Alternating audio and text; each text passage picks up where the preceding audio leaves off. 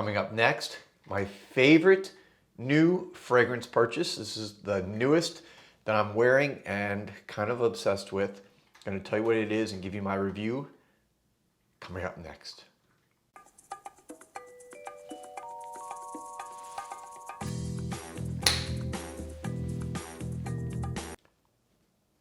Welcome back, everybody, to Joel the Nose. Let me get my light on a little bit better here. Sorry. Sometimes I gotta, I like a little bit dark. Anyways, all right. Welcome back to Joel the Nose. Little technical difficulties with the lighting. Today, I'm going to talk about the newest addition to my fragrance collection and my new favorite. And I do videos like this every so often where I talk about my new favorite. And of course, means something that I really am wearing a lot, that I really like, and it's my favorite that I've added into my collection. So what am I obsessed with right now? Without further ado, from the house of Eris, that's E-R-I-S, Parfums, this is Scorpio Rising. Take a look at that Scorpio Rising. This is a 50 milliliter bottle. By the way, this retails for about $180 for an extrait. So this is not a eau de parfum. This is an extrait. It's 25% concentration, so you're getting some serious concentrated Scorpio juice. This is like scorpion juice. The perfumer is Anton Lee, the legendary and just great, I think, avant-garde perfumer who loves to take risks, along with the creative director and founder of the house, Barbara Herrmann, who founded Eris Parfums just a few years ago. This is a relatively new niche fragrance house. But I just got my nose on the house for the first time in the last couple weeks, and they are doing some amazing, amazing things. Real niche perfumery at its best, taking risks. I think of a perfume like Ma Bête, which stands for My Beast, which is one of the most animalic, muskiest perfumes I've ever smelled. They have a new green fragrance. Well, not new, but it's, in the last year or so, a super green, bright green fragrance. They have one called MX, and then there's MXXX, which is like the extrait version of MX. Anyways, this is the one I'm talking about today. I just want to give you a little background on the house of Eris. I love what they're doing. I love that they take risks. I love that this is niche perfumery again, exemplified. Start out by look at the simplicity of the bottle. I like the composition of how you have just the name simply wrapped around in a black wrapper with a black cap, and then you have all the juice on display. I think that's excellent composition coming from an artistic standpoint. Well designed, well displayed. The juice, though, of course, is the important part. So what is in here? This is a very good incense woody fragrance. I love incense. It's one of my favorite notes. I'm always looking for good incense fragrances. This one is one of my favorites that I've smelled in years. That's why I'm so digging this and why it's my favorite fragrance right now, why it's the one I'm wearing the most right now. Scorpio Rising is kind of based on the Scorpio astrological sign. It's supposed to be fiery, Scorpios, for those who follow horoscopes and astrology, it's a Scorpio is like, really fiery personality. This definitely encapsulates that. If you look at the note breakdown, take a look at that juice. If you look at the note breakdown, at the top, you have pink pepper, black pepper, clove, and cinnamon. So right there, that's a really good combination of spicy with a little bit of sweet. So it's like really kind of comes at you when you spray this. And I'm gonna spray it on my skin right here just so you can kind of see my response. Okay, let me get here.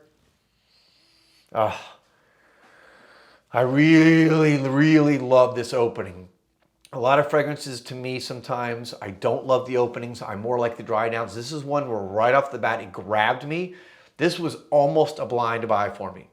I sprayed it a few days ago at Osme Perfumery here in Miami and bought it that same day, which I almost never do. I almost always wear it a few times, a fragrance, before I buy it. So this was as close to a blind buy as I get.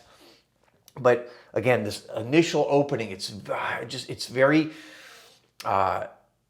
fiery and incensey, if that's a word. I'm going to create a word, incensey. I love the smell of incense. It's dry. It's kind of perfect for this time of year in the fall. This almost reminds me of like a fall Christmas type smell. You know, that kind of woodsy, spicy, little bit sweet smell. Really perfect for this time of year. Again, take a look at that juice and look at that bottle. But where this fragrance really shines, I think, is in the heart notes, because it is a ton.